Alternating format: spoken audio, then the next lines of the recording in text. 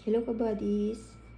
Today, magluluto po tayo ngayon ng ginisang sardinas with balat ng pakwan. So, ito po yung mga ingredients. Garlic, sibuyas, kamatis. Ito yung balat ng pakwan. Bali, huwag niyo pong itapon yung pakwan kasi may paggagamitan pa para hindi po masayang. So, hiniwa-hiwa ko na po siya ng maliliit at manipis. At syempre, sardinas. Kahit ano pong sardinas pwede po. Mag-start na po tayo. Garlic.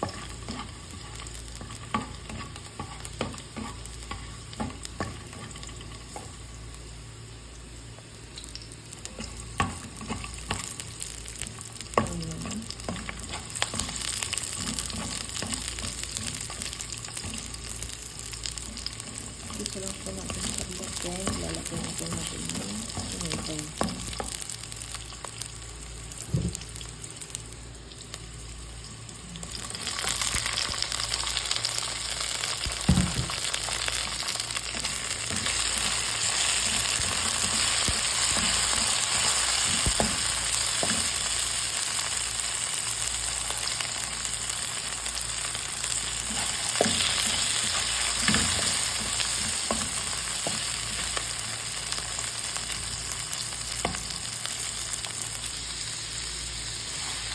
Then, bumalik ko natin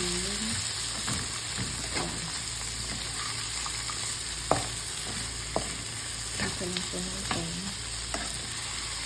karlet.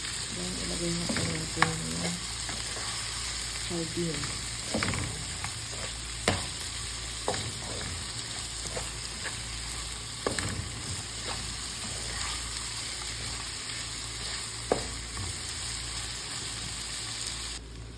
Bali, naglagay na rin po ako ng paminta, konting asin, tsaka patis po. Lagyan na po natin yung sardine.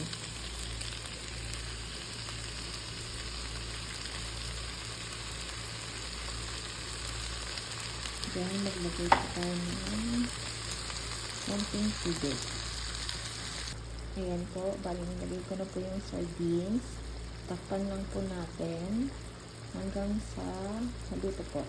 Maybe 2 to 3 minutes, it's okay. After 3 minutes, pabuksan po natin.